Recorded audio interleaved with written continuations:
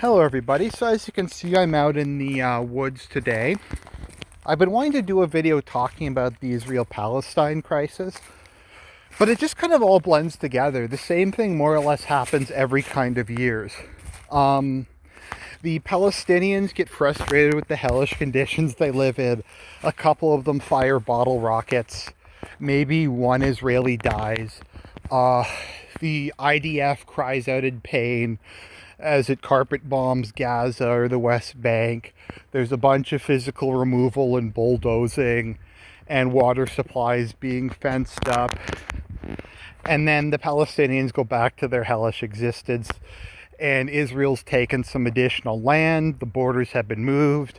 There's been some demographic replacement. And then we go on a hiatus for a couple of years. It's kind of like with some forms of cancer, it just goes into remission. It never goes away, it just periodically goes into remission. And I think from that you have a pretty good idea of where I stand on this issue. And I think the core of this thing is, before we get into who did what, when, where, who's better, who's worse, this comes down to an issue of who has rights to the land. Who has a more legitimate claim to own Palestine, to own the area that's now Israel-Palestine, and who has the right to live there.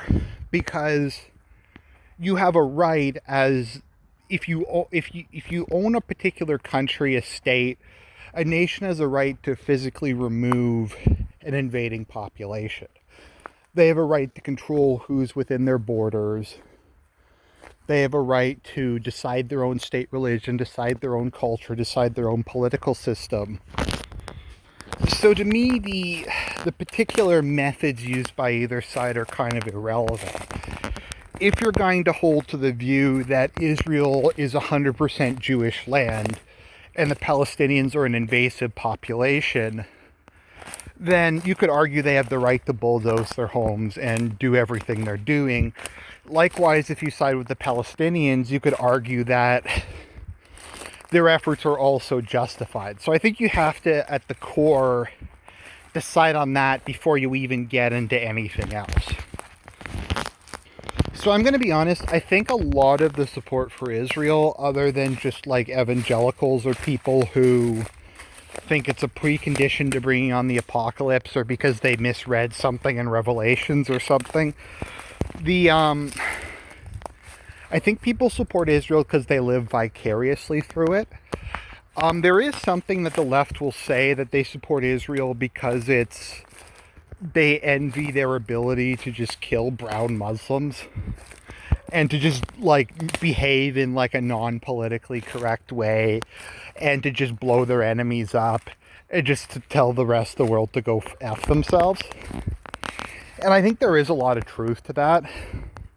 I think among kind of more mainstream Republicans or mainstream conservatives who shill for Israel and will defend anything they do, I think there is that bit of living vicariously where they wish they could impose the same religious, cultural, demographic restrictions that Israel has. And they kind of can't even really recognize it and admit it to themselves.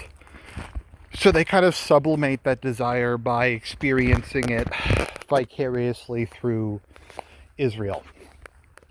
And you will even see some people on the dissident right or whatever who will support Israel for that reason. I mean, if you want to get into like inception levels of whatever, you can have people who say, well, the Jews are the whiter population, so we support them, or however you want to go when you get into kind of that level of stuff.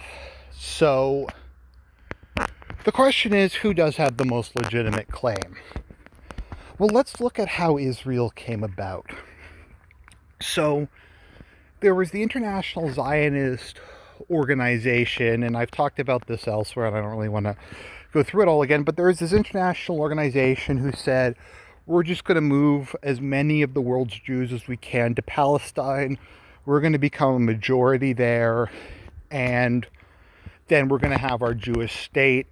And there was differences between the practical and political Zionists and stuff like that, but we could talk about that, like I said, some other time. So they started moving there. I think there was some in the 19th century, but when you had the Balfour Declaration, it really started to pick up. It's important to keep in mind that the overwhelming majority, from my understanding, of Jewish immigrants were illegal, who got past border walls and the British blockade and stuff like that. And this particularly picked up in the aftermath of World War II, and then you had Irgun and Bador and stuff who started to carry out terrorist attacks to try to drive out the British faster. So more or less you had a mass influx of illegal immigrants on a country that was not self-governing, as it was controlled by the shadowy international mandated Palestine, mostly run by the United Nations and the British Empire. So you had mass illegal immigration of an area that was not controlled by the native population, who used terrorism, ethnic cleansing, and militias to displace the native population and replace them. And then they declared a country. They grabbed a whole bunch of land from the native population beyond what they had initially been offered. And then they proceeded to reduce the native population to second-class citizen status. Now, this may sound vaguely familiar. Something that might be happening in other countries. It might sound a little bit different, because, I mean, Islam was like the native religion there, but now Judaism is the main religion there. It kind of feels like a country where Christianity would be the native religion, but Islam gets a higher legal standing. So, I don't know.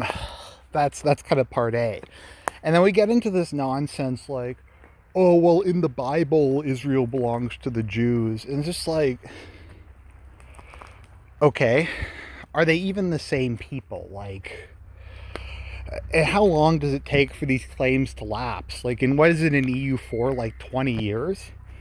And it's like, is the oldest claim necessarily the best one? Or is it the newest claim? Or if most of the people have left and the area was a solid, like, Arab majority, does that just not count? I mean, there's a lot of factors to it. I mean, if we're going to take the perspective that because a Jewish state existed there, like, thousands of years ago, I forget when the last, I don't know when you want to count the last Jewish kingdom, if you want to count it as, like, Herodian Israel, or the Maccabees, or prior to that, but there hasn't been a Jewish state there, client kingdom or otherwise, for like 2,000 years. Almost, well, I guess 1900 almost exactly. And you could make a case that Turkey has a much better claim, because the Republic of Turkey, I believe, is the legal successor to the Ottoman Empire. And Jerusalem and Palestine was part of the Ottoman Empire for hundreds of years. So you have a country that owned it for most of the preceding 500 years and is the direct legal successor to the country that owned it, versus some people who owned it like 1900 years ago, that have no legal relationship to the previous state. I mean, you could even make the case that France has a better claim to it because of the Latin Kingdom of Jerusalem, if you want to count that as a French dependency or whatever. I know it was independent, but I think it was mostly populated by, I think most of the Crusaders who settled there were French or Italian. Or you could even make the case that Greece has a better claim to it, by nature of being I guess linguistically, culturally, and religiously the successor to the Byzantine Empire, which also had a more recent governance of Israel. So I think all these people, you could say, have a better claim than whatever the current nonsense is that we're undergoing. So I don't think they have any claim to the territory beyond this tenuous historical association that only really became a thing because a bunch of like British Israelists and stuff wanted to LARP with the annotated version of the Bible. The whole thing is just bizarre. Yeah, and so then you look at like the current situation that we find ourselves in. And this is the pro-Israel lobby will say, well, the Palestinians have a state. They'd have a state if they were allowed to have one. If you look at what the West Bank actually looks like in terms of a map, it's literally one giant prison camp. The various parts where the Palestinians are nominally sovereign are divided by like Israeli corridors. The places are fenced in. All the water is fenced in. There's settlements all over the place. It's basically just a giant prison camp, and Gaza's even worse. And they're just held in perpetual limbo. Now, this isn't purely Israel's fault. I don't think the other Arab countries want to solve the issue, because if they solved the issue, they wouldn't be able to demagogue on it and use Israel as a distraction from domestic failures. And they won't take them in either. So it's just, I don't know if it's been suggested that Egypt re-annex Gaza, or that's just off the table, or that Jordan re-annexes the West Bank. Basically, I think the Israeli government's policy towards the Palestinian territories is the same policy they have towards the nuclear treaty, or their nuclear weapons, where it's deliberate ambiguity, and basically they just kind of play for time while gradually expelling them into smaller and smaller enclaves and expanding their own population. This is a game that a lot of different countries have played at when you're in a difficult situation where things are going to eventually be divided along ethnic lines. Where the best way you can deal with it is to try to make the ethnic lines go a bit more in your favor. So when the Turks realized that the Ottoman Empire was probably going to get broken up and there was probably going to be an Armenian state, they just physically removed or killed all the Armenians in that area, so it didn't become part of the Armenian state, because the Armenians weren't a majority anymore. And that's what happened during the Yugoslav wars, where the Serbs kind of saw that they'd only be able to keep the Serbian majority areas. So they just would remove the minorities, ensure they were a majority in the areas that they wanted. And I think that's more or less the Israeli thing, so they can keep moving the bargaining position. Like, they can keep going, oh, this is the new year zero, this is the new line, we have settlers there, etc. Now, the question is, where is this whole thing going? Because, I mean, it can't go on forever. And this is partially, the Gaza Strip, I think, had one of the highest, if not the highest, birth rate on Earth for a long period of time. Because the Palestinians, more or less, wanted to force the whole question by overpopulating the West Bank to the point where they'd be able to, I don't know, deal with Israel through weight of numbers, or the situation would just get so bad an international country would have to intervene and try to figure something out. But yeah, and then this brings us to the whole Israel has the most moral army on earth, because they cry out in pain as they blow up Palestinian homes, and they're like, oh, the Israeli army, they've got their tanks, they've got uniforms. The Palestinians, you got like Hamas and Fatah and Hezbollah and all these guys, and they don't wear uniforms, and they're cowardly, they use snipers and suicide bombers and car bombs and stuff, and they should just go out and fight. They should go out and have a gentleman's duel like this is the 19th century. It's like, how? The Palestinians don't have tanks, they don't have fighters, they don't have military bases, they don't have any of that stuff. If they tried to do that, even if there was a ceasefire, okay, let's pretend that there was a ceasefire, or there was a peace agreement, or it was in between. Do you think if the Palestinians started to buy jet fighters and tanks, Israel would allow that to happen? No, they wouldn't. And even if they did have them, they just get blown up. Like, the idea that the Palestinians are supposed to fight Israel in symmetric warfare is retarded. Like, it's just, asymmetric warfare is all they have. Regardless of how distasteful you find things like suicide bombing and killing Israeli civilians and stuff like that, and their own civilians, if they want to, like, attack Israel, they don't really have any alternative. I mean, like I said, they can't get tanks, they can't get aircraft. The argument that they sometimes make is that because Israel practices conscription, any adult Israeli is a legitimate target because they've probably been in the army, which has a certain degree of truth to it. I mean, I'm not going to say I like terrorism or anything, but I'm just saying from a basic practical warfare standpoint, I don't know what it is people expect them to do. And like, they're like, oh, well, the Palestinians should just accept the peace process. I'm pretty sure it's been resolved like multiple times. And Israel just won't let them have an independent state. It's just, and like, so like, I don't know what they're supposed to do. Like, what is this deal they're supposed to take? They're supposed to just accept like the status quo where they live in a prison camp with all the water surrounded by fences. Like, it's just,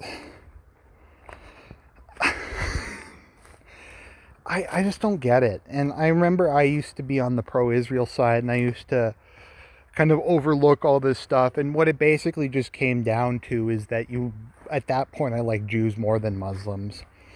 And that kind of just colored my entire picture of it. Because you can pretend that when you're dealing with international crises like this, it's solely based on the objective morality of the different positions and how they act. But like, when it comes to something like, say, the Azerbaijani-Armenian war, I'm going to side with Armenia regardless of anything else, because Armenia is a Christian country, and I side with Christians against non-Christians, and that's just kind of the way it is. It would have to be like some really horrendous thing to get me to switch on that. And that's just kind of the way it is. And I think my position on that is very reasonable, and most people do that. Like, I think a lot of the support for the Zapatistas comes from the fact that they're Indios, and the people they're fighting are whiter than they are. And so people who naturally are into like critical theory and stuff like that are naturally going to support the side that's more indicative towards their narrative or whatever it is. Like, once again, when it came to the Syrian civil war, I supported intervening on the Syrian government side, primarily just because I thought they were doing a better job of protecting Syrian Christians, and that was my primary concern, was destroying ISIS because they were killing the native Christian population. And so I think, like, if you're going to talk about this and say that you don't have a vested ethnic geopolitical interest in one side or another, I think you're kind of crazy. But kind of getting to the last point, that's how people tend to view this, is it's this weird like quantum thing. So it's like, if you're Jewish and you support Israel, you don't support Israel because you're Jewish. But if you don't support Israel, you are anti-Semitic. So figure that one out. Riddle me that, Batman. So it's an ethnic thing if you don't like Israel, but it's not an ethnic thing if you support Israel. And there's like this bizarre idea that if you say that Jewish Americans or Jewish Canadians or whatever are going to support the country of their co-religionists, same ethnic group, that's just insane to think that anyone would do that. And it's like, but that's how it always works. That's why they interned Italians and Germans during World War II. And I say that as someone who's predominantly of German ancestry and probably had some of my relatives interned. I mean, it's logical to think that if you're in a war with a country, if you have a minority population that has close ties to that country, they're the ones who are most likely to support it during a war. I mean, this wasn't a controversial topic prior to like this century. Not even this century, prior to this issue. So what do I think is going to happen in the future? I think the whole situation is just going to get worse. See, here's the problem in Israel. The ultra-Orthodox are a growing percentage of the population. So generally speaking, what it used to be like was, I would say, Israel prior to 1967 was about 25 to 30% relatively secular right-wing nationalists who would go on to found Likud, and I forget what it was called before Likud, but the people who were loyal to Begin and eventually Netanyahu. Then you had the left, which was probably 30 to 40% of the population, who supported David Ben-Gurion and that kind of thing. And then you had the religious, and the religious initially supported the left for most of Israel's existence, or at least up to, I guess, the 1960s, when, and there's a book I read about this called, like, Dreamers. When Israel retook the Temple Mount during 67, the religious who had been, if not anti-Israel, kind of ambivalent about it, because they believed that Israel would only be restored when the Messiah came, switched sides and started to vote with the right.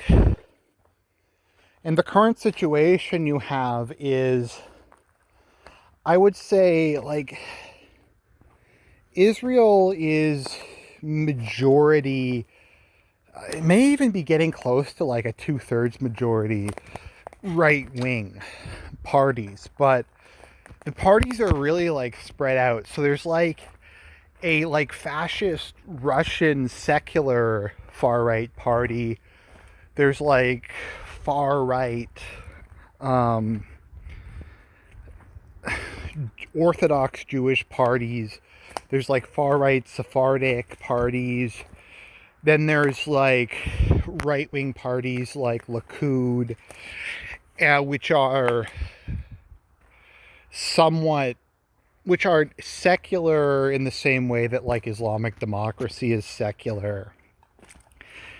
And then you still have a couple liberal or centrist parties, and you still have a couple socialist parties. So that's more or less kind of the circumstance that like Israel finds itself, where you have a growing far-right percentage of the population, but they're unable to form any kind of coalition.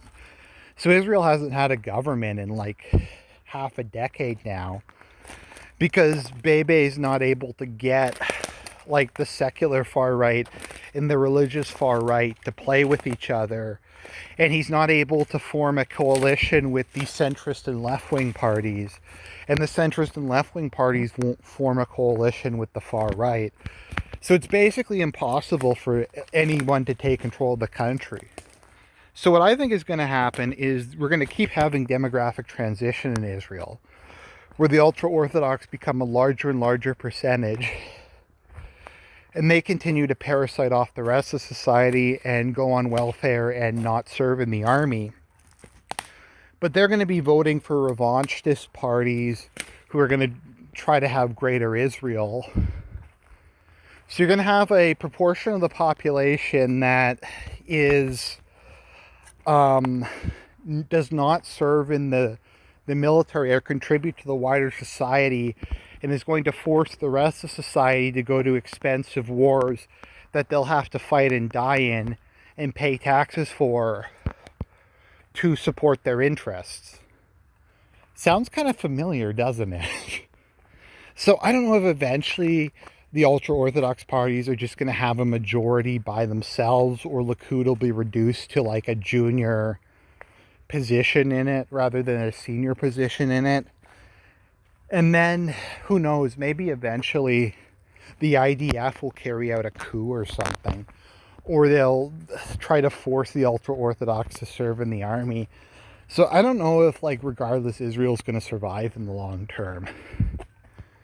Now, what the fallout of that is going to be and when any of this is actually going to come to head, who knows? This thing is an unmitigated disaster, and it doesn't seem like it's going to be resolving itself anytime soon. So those are my thoughts on the matter. God bless. Talk to you later.